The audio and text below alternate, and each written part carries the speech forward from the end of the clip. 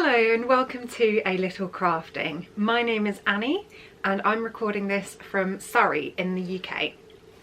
Welcome to my world of crafting. I hope you like it here. You can find me on Instagram as a_little_crafting, and you can find me on Ravelry as Ankiwoo. It is the 20th of February 2021 and in the UK we're still in lockdown here for coronavirus reasons. So I've had the opportunity to do a lot more crafting than usual so far this year, and therefore I have a lot to show you every couple of weeks. This is my bi-weekly podcast, so welcome if you are a new viewer and welcome back if you're a returning viewer. Thank you so much for watching. My aim is to have a podcast episode every 2 weeks, and on the alternate weeks I record a different kind of episode. Last week I recorded an episode on my favourite hat patterns, both free and paid for, so go and check that out if you are interested. Let's get started, and I'm going to just talk about what I am wearing. This is the Jupiter Crop by Caitlin Hunter, who is Boland Knitworks, and I have knit it in Durarum Natura Ulysse, which is a sport weight yarn and one of my favourites for both knitting and weaving with. The colours are, so the dark blue background is Tempête, the light blue is Ciel, the bright pink is Confiture de Rose, the light pink is Quartz, and the white colour is Poivre Blanc. And I knit this last summer and it was super quick. I feel like one of those things when you've got something that's all over colour work, it just keeps you going on to the next colour or the next design or the next stripe. So it is a cropped sweater. I'll just show you here. So yep, it goes kind of down to my stomach basically. I'm just wearing it with some jeggings today and a t-shirt underneath. I would normally wear this with a dress, but I thought I'd wear it today because it's a lot warmer, and therefore my long sleeved long woolly jumpers probably aren't quite right. But yeah, the colour work is absolutely beautiful, the design is lovely, and personally I want to knit myself another one of these, maybe with long sleeves and a bit longer, so that it fits for the winter as well. I would normally wear this over a dress in the summer in the evenings, and it's just really good to just keep you warm on those colder evenings in the spring and summer. So yeah, absolutely love it. It's probably the best sweater that I've knit as far as I'm concerned. However, it's obviously not particularly practical for the winter. So I really enjoyed knitting it and I really love it, but I probably won't wear it as much as some of my other ones that are a bit plainer and a bit warmer for the winter season.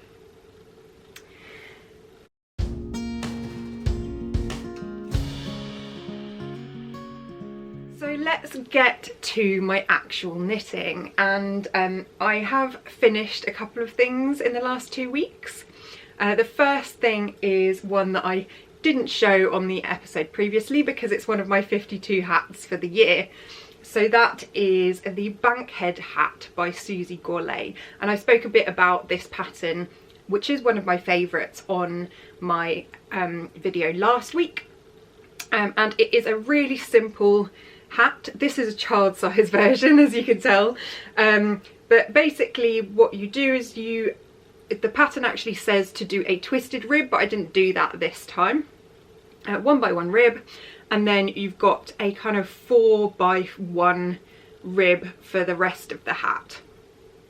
The 4x1 rib again normally has a kind of broken rib effect in the purl section, but this time I just opted to do a 4x1 rib. So I adapt this pattern and basically never do the same thing every time, but I still think it is a great pattern, and my husband really loves his Bankhead hat that I knit for him. So this is a hand-dyed colourway. It is a stranded Dyeworks DK in the Scorcher colour. and this is just leftovers, so I'm just kind of using up bits and pieces for these hats over this year. So that is number one. I'll just do a little bit of a close-up so that you can see the effect it has. It's really squishy, kind of pulls out quite nicely and has that lovely rib. So it will fit whoever I gift it to or give it to really well, I hope. And then of course it's been 2 weeks since I last recorded an episode, so I do have another hat to show you, and that was one that I had started last time. So this is the High Woods hat, and this is an adult size hat. I did a double brim. This pattern is by Irina Pie, and I've knit it in West Yorkshire Spinners Croft Aran, which are leftovers from my throwback cardigan and the yoke section on that. The colour is Feltar, and this is a free pattern, so is the Bankhead hat. So I think this is a really great kind of cosy hat. The detail is really interesting. It's kind of done with slip stitches across the front, almost like floats basically.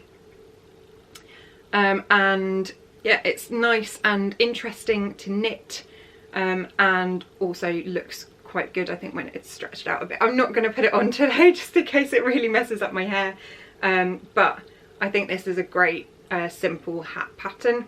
The pattern doesn't have a double brim, but I did knit a double brim because I felt like it basically. Show you the crown decreases, really nice spiral effect there. Yeah, so that's another hat under my belt. So I've knit 7 so far, and I'll be starting another one today. So it's Saturday, I have D&D this afternoon, I'll be knitting my hat.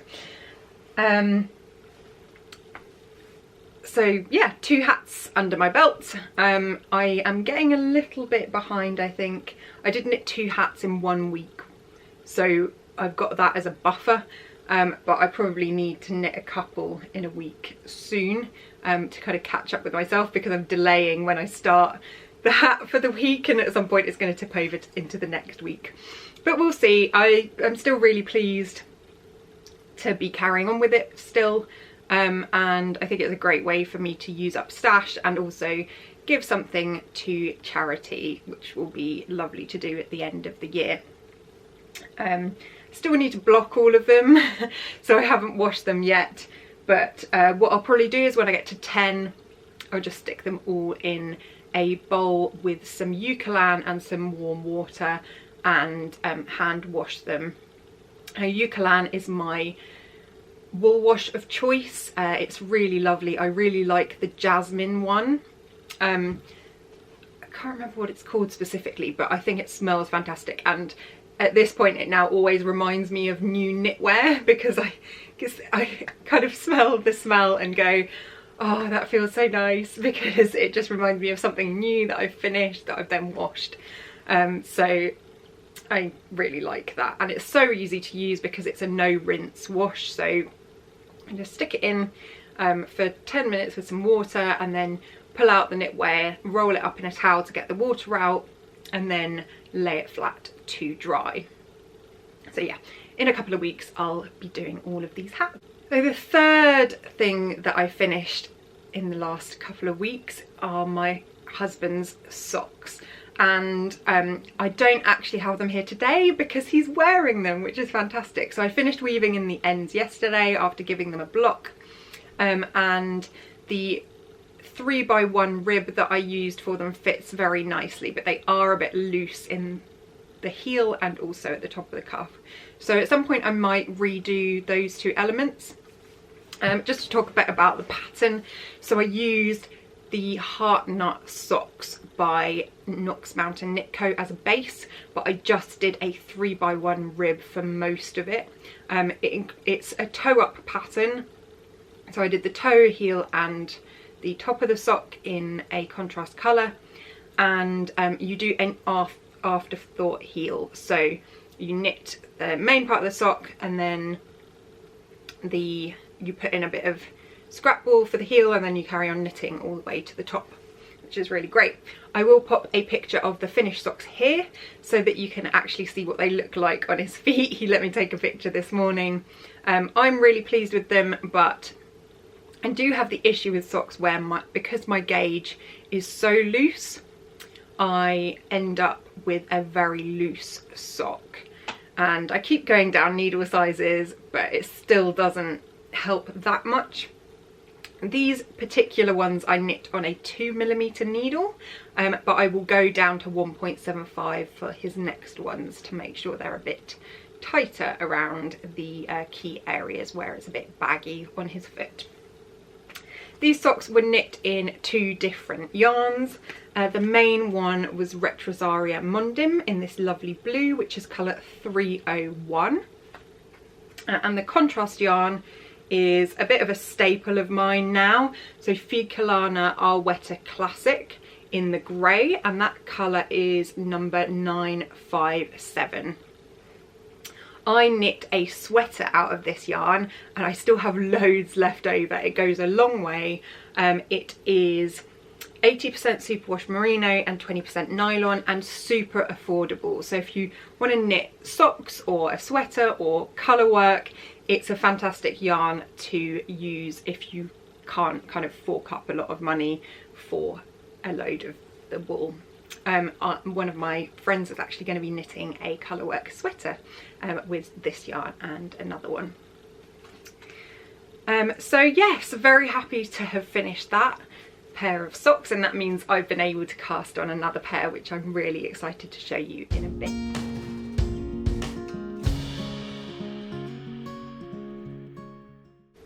On to my works in progress. So if you've been watching the last few weeks, I have been knitting my Boho Mosaic cardigan by Irene, and that is a really big cardigan pattern. I'm going to call it my dressing gown cardigan because it's going to be long and cozy and lovely. I am knitting this in Rerum Natura Gilliatt yarn, which is also one of my favourites. I'll show you the cardigan so far if I can get it all on the screen. Obviously it's huge. So it's a raglan top down cardigan. So you start at the top, you knit back and forth, and you add in these raglan bits. It's got these garter ridges, which I think are really interesting and look really nice. And then down here, I'll show you the back, you have some mosaic colour work, which is why it's called the Mosaic cardigan. And I am on the last kind of section of the mosaic at the bottom. So it is probably going to stretch out a bit because the mosaic colour work is knit in garter rather than knit in stockinette. So you end up with this lovely kind of textured fabric. Let's see if I can show you that.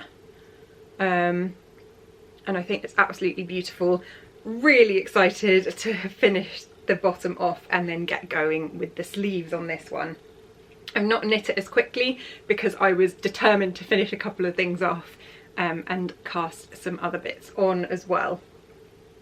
So the colourways I am using are Nuit, which is the blue, Goland, which is the grey element just in the middle colourwork section there, and Poivre Blanc once again, which is the kind of mottled white colour, and a really, really lovely colour.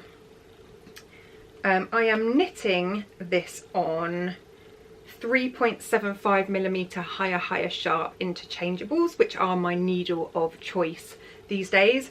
Although I am intrigued by Chowgoos at the moment, as I do have one sock needle, which is a Chowgoo set, and the cables on the needles seem to work really well on those Chowgoos, so I might give them a go. But having forked out for a lot of higher sharp interchangeable sets, I really should keep using these. So yeah, really excited. I think the fit should be great. It's probably going to be quite baggy. It does have a shawl collar as well, so that's probably going to take me a while. So I don't anticipate to be done that soon. I'm also really just taking my time with it. After having that finger injury in December, my finger still isn't 100%, so I'm not knitting at full speed at the moment. But yes, very much enjoying this and still very excited to have it finished and just keep going on it.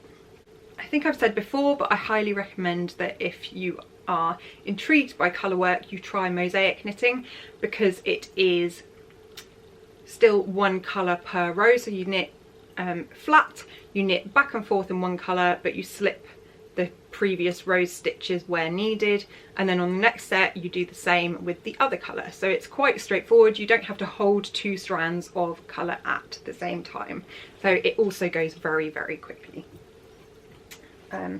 I'm keeping this in my Clara Rose Crafts Peter Rabbit bag, which is a really big bag. Apologies for the cat hair on it. There's just Susie molts everywhere, so there's cat hair everywhere. And this is a really great size for something like this, which is a really big project. The next thing I am knitting is something that I showed briefly last time and I had just started, and that is the Lightwood Cowl by Jennifer Steingass, which is a really, really lovely colourwork leafy cowl that kind of is a long one that you wrap twice around yourself. And I really want one of these cowls that's kind of long rather than it just being tall. So I'm very excited to have this done. However, I did have come up against a bit of a snag. So let me talk about what yarn I'm using first, and then I'll explain what I've been doing. So this is Fiberco Cumbria in the fingering weight, and the colourway is Isel. That's my background colour. And my main colour is Schoppel Wool Crazy Zauberball in the Schokolandenstein colour. Sorry, Schokolandensight colourway. And that is this lovely mix of kind of oranges and reds, and lovely colours like that, which is absolutely me. Even though I'm not wearing any of these colours, you can see from here I've got some Mr. B's yarns in those kind of colours. I'll just show you the tag. So the Cumbria Fingering by the Fiberco is 90% wool and 10% mohair, and I thought that would be an issue for me, but having been knitting it, it's not. So I'm not sure what I'm allergic to in other yarns. Maybe I should test a few and see. So I'm not really sneezing or getting an itchy nose or anything like that whilst I'm knitting this, whereas I have done with other yarns that have some sort of content and kind of mohair content, I think. But we'll see. It might just be that there's not as much mohair in this, maybe. So let me show you where I've got to, and then I'll explain what exactly I am doing. So I've not got very far, and I'm going to try and show you up close, but I know it won't necessarily. It's blowing out a little bit because of the sun today, lovely sunshine. So basically I've cast on at the start with a crochet cast on so that I can then join the 2 ends afterwards, and started knitting with the grey, and then started the colourwork section here. But as you can see, the colourwork section is not very visible at all, and I thought initially that was because of the colour of the yarn that it is at the moment. I'm not sure you'll be able to see that. Let me see if I can do a bit of a close-up.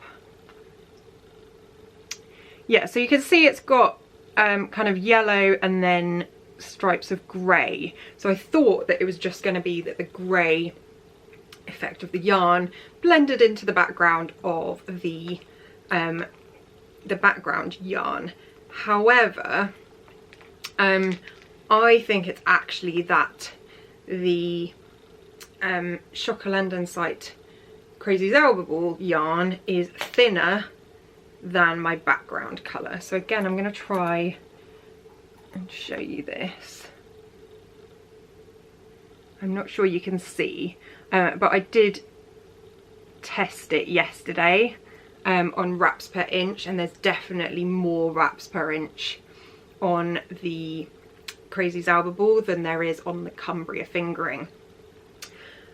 So I've been doing a bit of an experiment. Basically, I also have some of this yarn in the sport weight version, which is for my weaving at the moment. Sorry, the light's gone really bad because the sun's gone behind a cloud, but hopefully that's okay, and you don't mind that. So this one is the sport weight version, or I think it's classed as sport to DK, and again, I'll see if I can show you, but it might be a bit awkward. I've got a lot of strands of yarn everywhere here. Okay, right.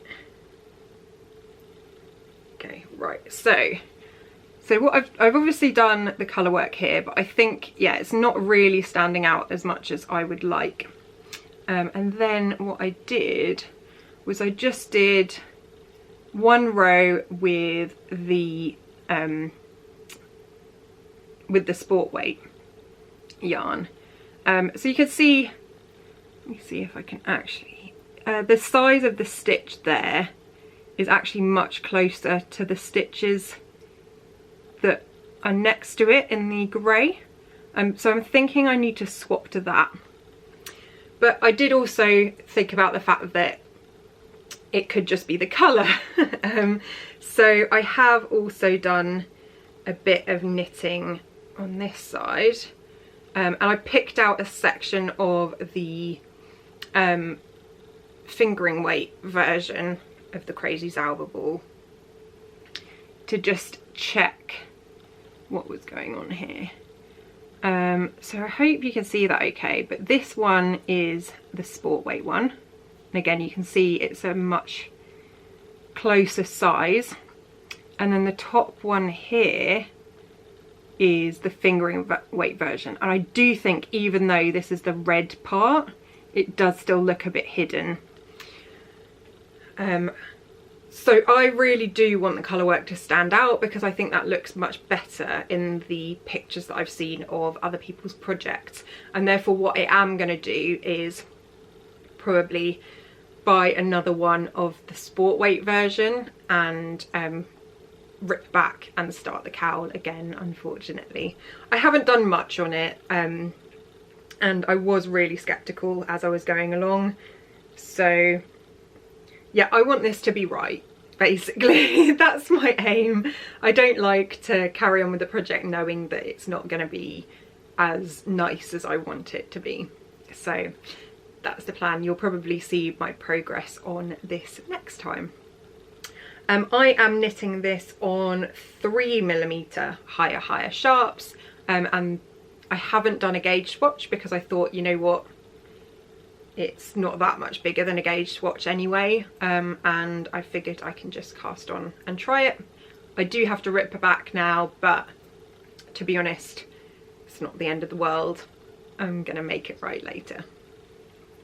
I have my needles on this lovely needle keeper or needle protector from Knit Pro, which just allows me to keep my needles from poking through anything, and also prevents the stitches from falling off them in the bag. I like to match my needle keeper to my project as well, so you'll see that. I only have a pink one, a turquoise one, and an orange one. Next up is something that I've been excited to cast on, and the reason that I sped up knitting my husband's socks, but I realised I started in June, so it's been very slow going up until now. And that is just to try out some of my hand-dyed yarn. So this was the first yarn that I dyed. It's turquoise and navy, and it also has little pops of pink in it. And this was the donut sock blank that I dyed a couple of weeks ago. I started with a turquoise dye, popped the sock blank in its donut shape in the water, popped the turquoise dye in, and then let that sink in. And then I added some navy blue dye, which is the center section. So basically, because of the way that I folded the sock blank up into a donut, more of the turquoise kind of went to the middle, which is why it's on the outside, and the navy blue didn't penetrate that as much. This is a 2-stranded sock blank, which is really cool because it means what I can do is knit a matching pair of socks. So this is going to be 2 at a time, and I have just cast on the toe and done a little bit of knitting so far. I've opted to do this sock toe up, and what I'll probably do is put in the heel and then make it as long as the yarn allows. So these might end up being very long socks, particularly for me who has small feet, but I definitely want to keep them for myself. So I'm really looking forward to getting through the next colours, so like going from the lighter bit to the slightly kind of more purpley section, and then into the darker bit at the top of the sock. So I'm hoping I'll have a nice cuff that's really dark. That'll look really cool. So yeah, very excited about that. I am just doing a standard toe up sock, and I have no idea of whether I'm going to add a texture at some point. I might do, because I do like textured socks. But this is how the socks are looking so far. It is, so the sock blank gets very curly because it's all knit up to start with. Let me see if I can show you a bit better. There you go. So you get these kind of curly sections because you effectively have to unravel a knitted piece of fabric. This is how these are looking so far. Again, they're a bit lighter actually than they're showing on the screen. So it's kind of this lovely light turquoise with just little pops of purple. And I think either the turquoise or the navy dye separated to produce that kind of purpley effect. I'm going to try those dyes again and see what happens on just regular skeins, in case they break up on those as well. I bet that will look really pretty. So yes, these are being knit on my 2mm higher sharp interchangeable set, and I am knitting them 2 at a time. So yeah, just starting at the bottom, I'll work my way up and hopefully make good progress. Obviously it is slower to do 2 at a time socks, but I feel like it's a really good way of making sure that you have matching socks. I made the mistake with my husband's ones that I didn't write down what I did the first time, and that meant that I had to both count and also work out exactly what I did. So for example, one of them doesn't quite match the other one because I didn't realise that at the cuff the bind off I was using actually added a row, so I counted the rows and then added an extra one with the bind off.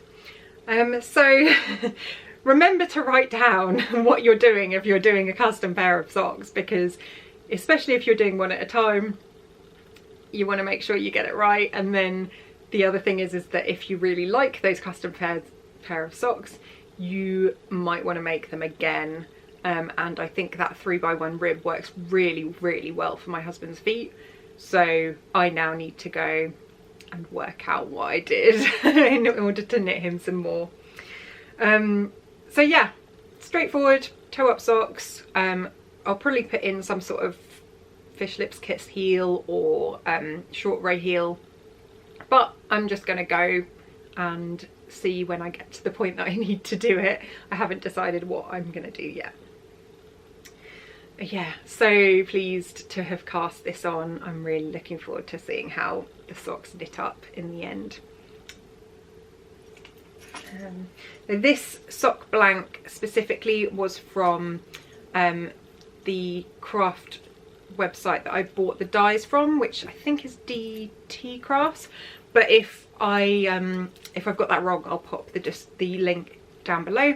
It is a 75% BFL to 25% nylon blend, so absolutely perfect for socks, and takes the dye really well, as you can see. I'm really happy with that, and I'm going to be doing some more yarn dyeing tomorrow, which I'm excited about.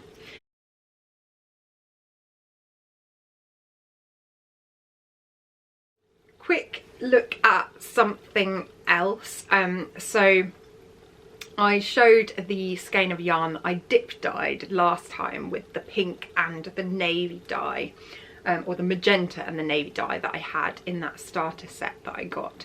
And I just wanted to show you quickly how that actually knits up. So what I did was I wound it into a cake and then tried a little swatch to see what type of effect that sort of dyeing technique had. And I'm really happy with how this came out. So I will just show you here. Again, I'm having to do a lot of close-ups today. I don't know what it is. It's all the little things that I'm knitting probably. So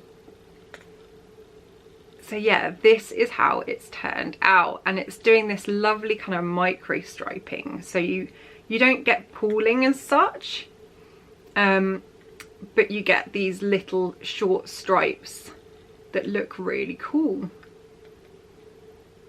So yeah, so that's how that dip dye technique comes out. And I've done a swatch in the round, so I've pulled the yarn across just to see exactly how this will work on a sock. Yeah, I'm really happy with that. I think the dye that I was using has quite a good pigment in terms of the pink, especially because a very bright pink.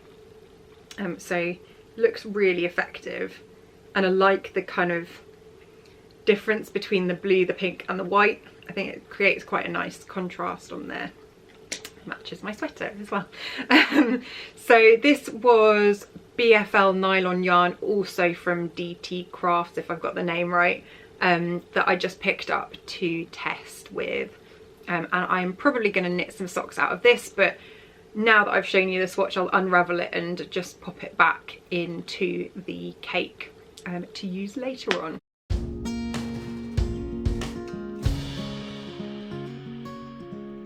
So let's move on to acquisitions this week. And as you know, if you've been watching, I am on a bit of a yarn diet, or I don't know, reduction plan, I guess. So my husband's challenged me to track the yarn that I'm using and only buy 2/3 of that quantity. So I'm kind of making a log on an Excel sheet or a Google sheet, and then I'm only allowed to buy the yarn that kind of it gives me from the formula. I have used quite a lot of yarn so far this year, and I've also given away some skeins to people I know, my mum and friends. So I did have quite a lot of an allowance, but I did also buy a lot of undyed yarn to test with dyeing. So I haven't bought any more yarn, you'll be pleased to hear. But what I have done is ordered some more dyes because I really want to do some experimentation with some colours. And what I've done is ordered effectively a kind of starter set of jacquard acid dyes in primary colours, and I'm hoping what I can do is mix some of those colours together to create other colours, which I'll be experimenting with tomorrow, and I'll feed back on that in the next couple of weeks. But basically I'll show you what these kind of pots look like. They are 15 grams, I think, and that is, for example, the orange colour. I think it's, yeah, so it's pumpkin orange, that one, which will be really cool to play with. So I got some primary colours, kind of yellow, turquoise, pink, orange. I think there was a grey in there, a violet, and yeah, and a green, which is Kelly green. And I also got myself, there we go, so I also got myself some gunmetal, which I thought would be a good kind of very dark colour to use, but I think I might also need some jet black, because a lot of the example combinations that they have on the jacquard website and in the jacquard kind of acid dye sheets that they provide for free suggest that you use jet black with some of the colours to mix them together. So I might have to grab a of that. These aren't too expensive. I think the jacquard dyes are considered sort of the best in terms of colour, and they are about £4.50 I think for a pot of 15 grams. I'll probably use 1 gram of dye to dye a skein of yarn, so it'd be 15 skeins effectively in a pot, if you use a single colour, of course, because if you're mixing it up, obviously you're using percentages there. I've created a bit of a spreadsheet to try out some colours. So what I've done is listed the ones that I want to have a go at making, and then I'll pop in the quantities that I've tested in there so that I know for future. And I'm probably going to be sending some mini skeins to my craft group just to see what they think about the colours and the yarn that I am using to test out, and then let's see how I get on with that. So yeah, I honestly think that I thought hand dyeing yarn would be a lot harder, or at least take a lot longer, but I guess it's different when you're doing it as something for fun, and you can kind of pop away whilst you're waiting for the pots to heat up and do a bit of knitting in between, and if you're doing it as a job. So you know, I've only dyed 3 skeins so far effectively, so I've not done a huge amount, but I am enjoying it, and I'm really excited to try some different colours, and be able to just test a few things out and kind of be the mini skein supplier for my craft group, really, because I know lots of them like to use contrast colours for heels and toes on socks. And then the other thing that I actually ordered in December on pre-order that I have now received is this lovely book, which is Strands of Joy by Anna Joanna, and this is a fantastic book, published by Lane or Lina, I'm not sure how you say it. I default to the French because I'm half French, but yeah, absolutely gorgeous book. I'll show you a couple of pictures from the inside. I'm actually thinking I'm going to be making the cover pattern first of all, just because I want to try out some tuku wool fingering, and I think it's designed in that yarn. So let me see. So this yoke is really gorgeous, first of all. Just lovely spirals. This looks amazing, but I'm gonna have to see when I get around to actually finishing my current cardigan. So really long colourwork cardi. I think is considered sort of the most beginner friendly pattern. So that is just a simple leafy yoke, which totally is my kind of thing. And the rose ones just at the bottom there, everything's coming up roses. A really beautiful book, but yeah, I am probably going to start with the cover pattern. It just looks like a really cozy cardigan. I watched Anna's kind of preview video, and just her showing all the patterns and explaining them, and there is steeking involved in a lot of these, so I think this is my opportunity to give steeking a go and make myself a cardigan that I steek. But let's see how I get on with that. To be honest, I have plenty of other sweaters planned, so I'm not sure when I'm going to get around to this, but I think this book is absolutely gorgeous. It's beautifully made, as with anything that Lane or Lina publish, and compared to I think some of the other books, actually not a bad price for what you get. So that is that lovely book that I got, and with that I also ordered the rest of the Lina magazines that I needed for my collection. So that was number 1, which I still didn't have, and number 3. So I now have all 10 published Lina magazines, and I'm really pleased that I've got them all, because I just feel like the patterns are really me. some of the other publications, for example Pom Pom, a lot of the stuff that's in there I find, I guess, isn't really my kind of pattern or my style, and I probably wouldn't wear. But there's lots of really simple designs that just have some lovely details in the liner magazines, so I'm really pleased to have them. And I really like the articles as well, and they put recipes in them, which is really nice too. These socks are ones that I'd really like to try and knit, the sieve socks. Okay. And that pattern is by Heidi Alander.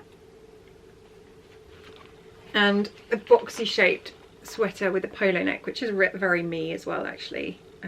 The piece of silver sweater, and I definitely want one of these. I'm not sure if I would do a sweater or a dress version, but this one is the Ancaster. So you can either knit it long like that as a tunic style, or as a kind of short sweater. But I am in need of a few cabled sweaters. I absolutely love cables and cable sweaters, and yet I still have not knit myself one. What? So I might be casting that on soon. I feel bad because I've now got 10 editions of Lane or Liner magazine, and I've only knit one pattern out of any of them. But what I should really do is just add them to my queue on Ravelry and start actually knitting them, because I forget that because they're in physical form, I don't register that I've also got those to knit, as well as everything that I've bought online. Final acquisitions are just a quick one, which is I also bought 2 more sock blanks from DT Craft and Design. That's the name I was thinking of, and these are 75% Blue Face Leicester, 25% nylon, and just something to dye up. So yeah, thank you so much for watching. Please like and subscribe if you want to, and I hope you enjoyed this episode and it gives you some inspiration. I just need to do one final thing before I finish, and that is to draw confirm the winner of the 100 subscriber giveaway for these lovely stranded Dyeworks Aran weight yarns in the Cornerstone colourway.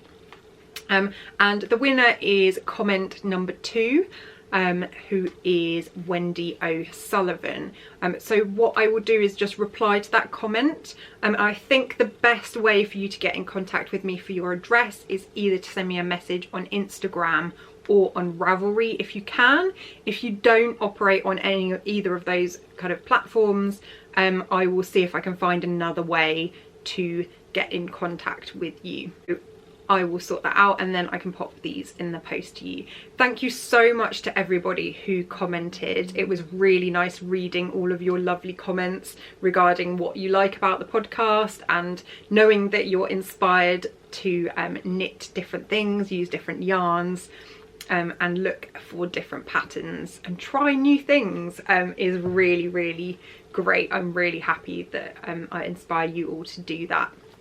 And yeah, thank you so much for subscribing. I think we're at almost 140 already, so I love looking at those numbers. I'm definitely a stats person, so thank you so much for watching and for supporting me in this. Obviously I do this in my own time, and I do really enjoy it, but it's so wonderful to know that people are watching and people are enjoying the content I'm producing. Thank you so much. So yes, that's it for this week. Please like and subscribe if you aren't already. It does help improve the visibility of the podcast for other people so that they can find me. And I will see you in a couple of weeks. Bye.